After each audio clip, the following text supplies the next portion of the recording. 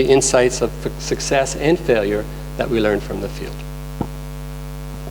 I would like to ask one question. Sure. Can you say something about the people or the organizations who commission you? What are their aims? Why do they commission you? And who pays for that? Okay, so let's talk about 4 projects quickly. So the project with the youth is called Face to Face, Faith to Faith. It's located in New York, Jerusalem, Johannesburg, and Belfast. And what they're doing is trying to bring together future leaders in their teens, both to learn about each other within their own context. So Israelis and Palestinians, blacks and whites, Protestants and Catholics, Christians, Muslims, and Jews, in their own settings. And then to learn about each other as they develop, hopefully, leadership into a future that we all hope will continue with their leadership. They commissioned us because there are so many different purposes here. There are so many different identities here. And part of what we've mastered, actually, is helping people figure out in a common way what they want to talk about, why they want to talk about it, and how they want to talk about it. That's actually, oddly, very difficult. To get people to agree to talk about the same things for the same reasons in the same way. And so we've helped these 70 kids now have a set of dialogues that have led them to 4 goals that they all share. And then over the next year, we'll help them turn those goals into ongoing practice. One of the problems that many of us face in our work is at the moment of encounter, people change. When they go back to their homes, the worst case scenario is they're traitors. And sadly, sometimes the best case scenario is they forget the whole experience. The best case scenario needs to be that they take the experience with them and they continue to find ways to work with one another in an ongoing process. So our process, which is deeply data-driven as well as alignment building, helps them continue their progress into continuity. So I can quickly talk about the other 3. Okay, one more. So I'll talk with you in depth about Cincinnati tomorrow. That was our biggest case study of bringing thousands of people together to create a new agenda. Last week in Moldova, funded by the OSCE and the German, I don't know which one, Development Fund? I don't think so. I don't remember. I don't remember, sorry. So I think it was governmental, not nonprofit. Anyway, they paid something anyway, yeah. The purpose there was to bring together Moldovans and Transnistrians. How many of you have heard of Moldova? Good. How many of you have heard of Transnistria? All right, you guys are way ahead of the curve. Almost nobody has heard of it. So there's a conflict that happened in 1992 after independence from, or the breakup of the Soviet Union. Moldova claimed independence. Transnistria in 1992, a little sliver of land, claimed independence from Moldova. Nobody else recognized that. They had a war, 100,000 refugees, some 700 killed, and the war is actually a frozen war now. It's still not solved. So that was one of the issues we were commissioned to help them talk about and explore. And we are going back. This was the first meeting where we set the agenda for meeting with them again in another month. More later. Yes. All right, thank you very much. Listening to Jay, I thought, I'm not really sure when I started my career, but if I link it biographically, there's a very clear event which must have taken place when I was about 5 or 6 years old, which was the fact that the Eichmann trials were happening in Jerusalem. And those of you who don't know about these histories, it was one of the important Nazi trials taking place, and some of this was televised. And I remember my parents allowing us, and me being 5 years old, to watch this on television. And they had a slight discussion on it, because my father thought that basically I was too young, and my mother thought it didn't matter. And I thought I wanted to watch television. in the end, I was allowed to watch television every day. Many years later, I've asked myself if this really was the best way of learning about the relevance of dealing with the past in Germany for a 5-year-old boy. Anyway, it was an issue in my family, and many years later I became a psychologist, and I started working in Berlin in an area which you'd call, like social hotspots. It was an area of lots of social unrest, and basically working with children. And very quickly, to my big surprise, and this is now in the 70s and 80s, beginning of the 80s, I began to see that many of my little clients actually had a history where the Second World War and the whole question of what had happened afterwards and how families had dealt with experiences of being perpetrators, of being victims, and other things, somewhere in between, played a very important role. So actually, before even becoming a clinical psychologist and learning therapy, I had to learn in my praxis that I had to deal with politics, and that politics was a key issue of understanding little boys and little girls at the end of the 70s in Berlin who were stealing bicycles or who were drug addicts or other difficult issues. I then ended up, for more personal reasons, in Latin America, living in Chile for many years, and being one of the few foreigners who were working in Chile during the dictatorship in human rights organizations. And Chile was a very special country because it was a country where torture happened, where disappearances happened, where killings happened. But it was also a country where, while this was happening, services existed that were treating the victims. A very special political situation, which I think existed nowhere else in the world ever. Normally you have services for victims after, or at least when transition begins. Chile, in that sense, was a very special place. And so I became what I hadn't really anticipated. I thought I was going to become a child psychotherapist, and I ended up becoming a therapist of victims of abuses of human rights. I ended up becoming somebody working in the field of trauma. Now, 30 years ago, trauma was not the mainstream activity it is for many people today. It wasn't even an issue. Today, you probably can't see news without the word trauma being mentioned. And when I became a psychologist, the field of trauma was limited to the issue of the Holocaust and to military psychology. And that was it. Outside of that field, it wasn't really talked about.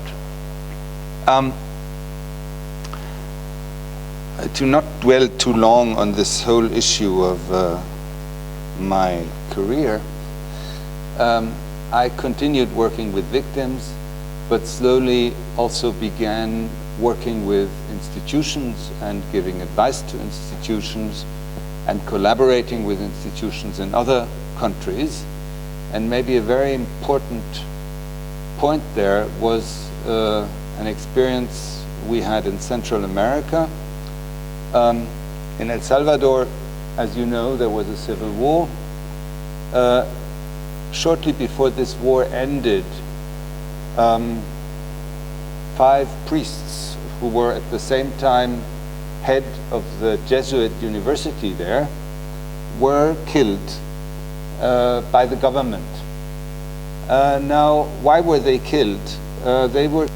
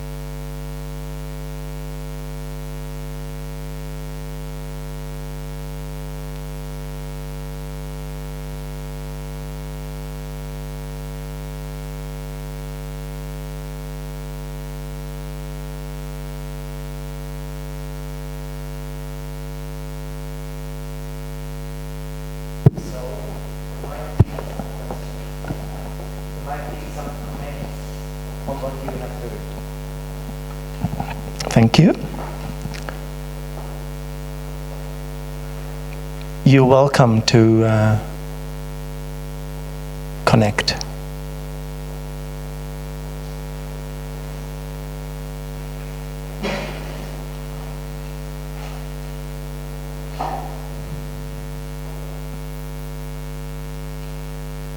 Now, are you overwhelmed, or please? First question is to Heinz. You have been talking about success would be to keep the process going.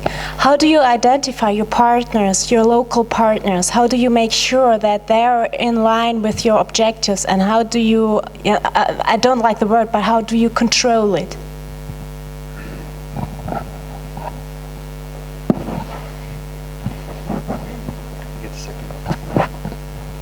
Can I bundle onto that? Excuse me? I want to bundle onto that with an added question. So the other comment on that one is you have to pick the right partners. And sometimes I go to a meeting and I think, oh, I don't have the right partners.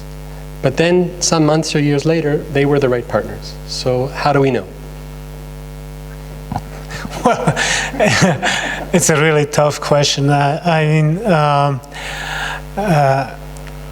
Basically, I think you're either lucky or not. I mean, you have to work with the people who are there. I mean, sometimes they are not there, sometimes they are. I didn't mention another project that I was responsible for, the Fast Early Warning Program, where we had local information networks in 24 countries. And how did we select those country coordinators? We asked academics and practitioners, do you know anybody who could live up to this task? And we got names. And then we talked to them and picked them. And in all 24 countries, I think we did quite well. Now in Conakry, with the local Comité de Pilotage, it's something we have ahead of this Comité de Pilotage. It's a lady working for the Canadian, used to work for the Canadian Development Agency, but now works for the IFES, the International Federation of Electoral Systems, and she has been working there for 10 years. And we're relying very much on her expertise and judgment. And then, of course, it's I don't have all the means to supervise everybody. As you say, maybe sometimes you're not very much convinced of somebody. Sometimes you are convinced, and it turns out it hasn't been the right person after all. So I think there's you have to be lucky at the end of the day. Okay. I'd sort of like also to put my question to you immediately while we're still talking on that. You say you try to differentiate with them in the beginning between risk and war, which I can understand. But I was wondering, how do you assess risk? Because obviously there's not war yet, but there's definitely an ongoing conflict, or several ongoing conflicts. So your assessment takes place in an ongoing conflict.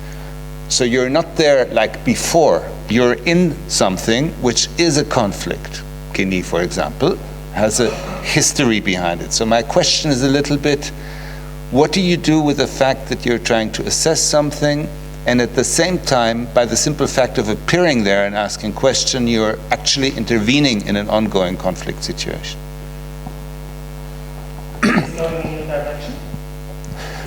I mean, this is always the question, what is before? I mean, you could argue that it's always before another round of violent conflict. In the end, what we're trying to prevent is violent conflict, and of course there are so many conflicts in Guinea. But at least for the past 25 years, we didn't have what I call major large-scale violence. So what we're defining is there large-scale violence or not? And this, I think you can find indicators for that. Are you satisfied, or you want to reply on that? I can understand that. I can completely follow what you're saying, but I'd love to hear more about what you do with the ongoing conflicts you have in front of you, not only in terms of assessment, but in terms of dealing with them. Well, as I tried to outline, we did have this multi-stakeholder conflict analysis workshop in which we also elaborated a strategy how to overcome these problems. And the only international person in that exercise was somebody, a lead facilitator, having a similar cultural background, but no other English-speaking person. This is something else I didn't mention. That there are so many things I didn't mention before, and if you want to have my card, please feel free and contact me. It's something else. We always do this in the local language. So this workshop was done in French.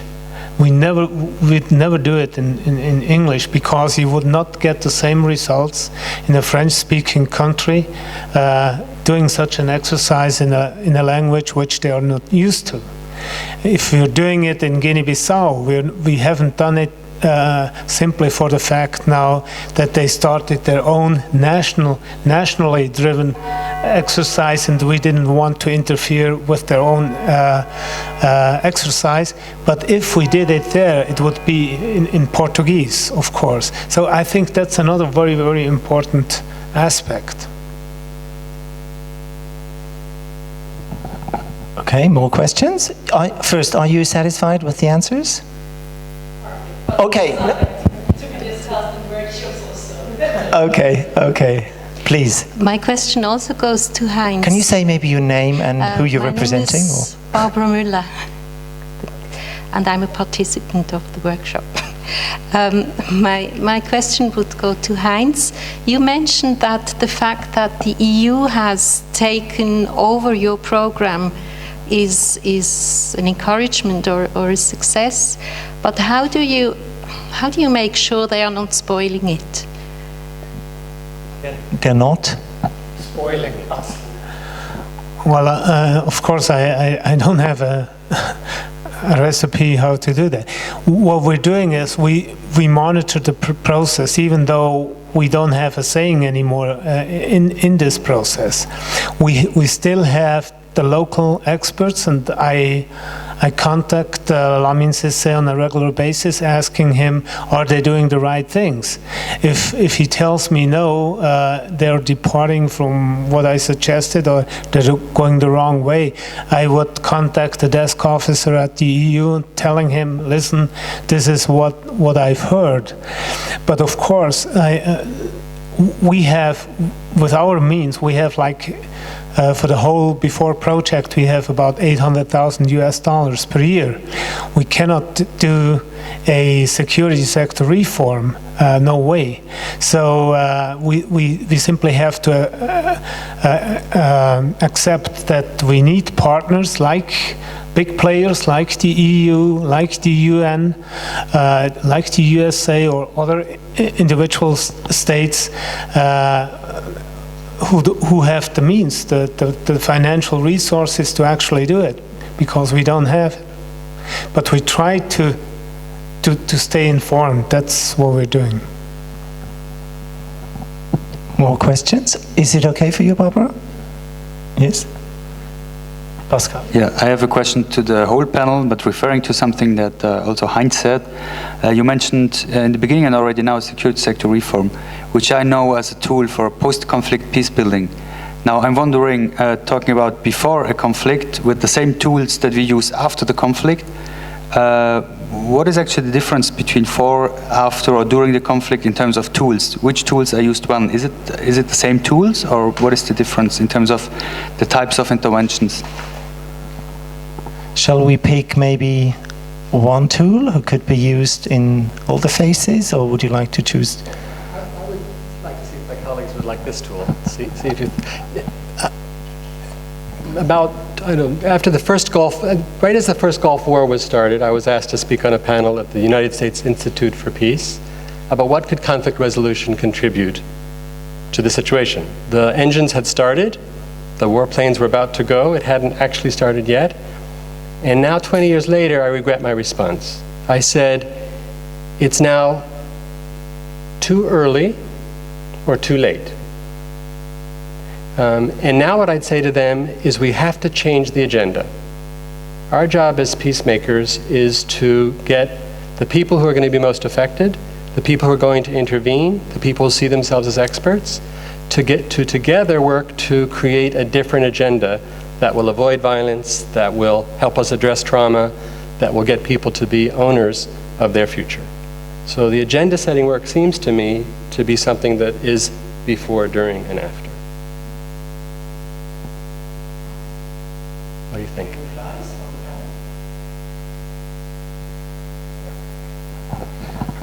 I can fully agree with what you're saying. And I'd maybe like to add on that in general, I do think that tools never work in an abstract way, but they always work in a concrete way. Therefore, wherever I apply a tool, if it's a good tool, it'll have to change according to where I'm working and in what situation. And the possibilities of that tool will have to change. Obviously, reform of the security sector, which I think is a really interesting issue, if that is possible in the conflict setting before it gets so bad, well, all the better. But clearly, you do reform of the security afterwards, the situation is a very different one. Because you might have the security sector involved in certain areas of a power that is no longer in power now. The whole power structure might be different. So the question of how you will have to reform the security sector might be the same. But your possibilities of dealing something with before the ultimate catastrophe has happened is quite different. And I think from the perspective of sitting here on the chair of after, I think that any of these tools, if you can work with them before, all the better, because you have the enormous difference of that the catastrophe hasn't happened yet completely. People can take a step back, maybe.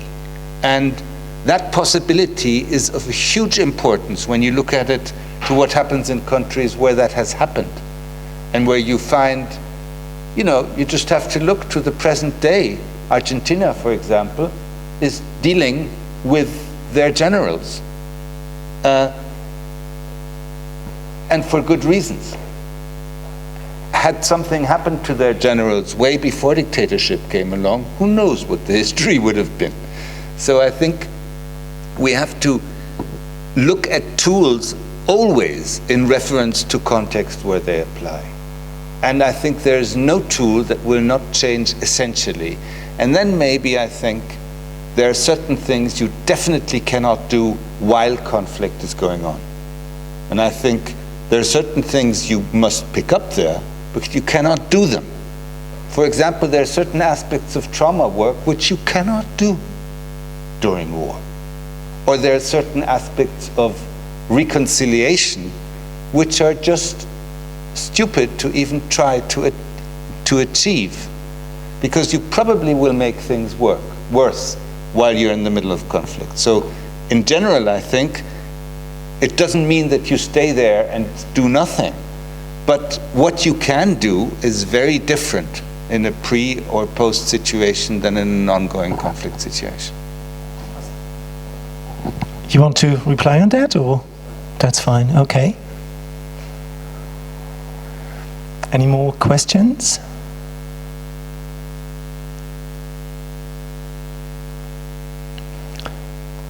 So I asked the panelists to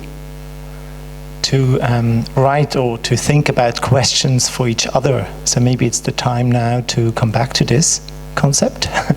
And Heinz, would you like to start with the question for Jay? Actually, I'd like to start with David, if you don't mind. And maybe you can answer it as well. But my question is, I've seen, my preoccupation is prevention.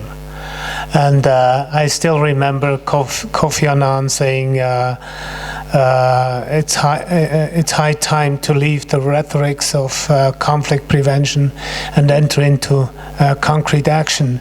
And there was this hype in conflict prevention, creating early warning systems after Rwanda happened. And now I realize mediation is another big topic. Dealing with the past is really high on the agenda of all the major donors. Swiss Peace has adapted to this market situation. Mediation is one of our priority themes, as well as dealing with the past. My question for both of you, is this going to change again? Are we witnessing like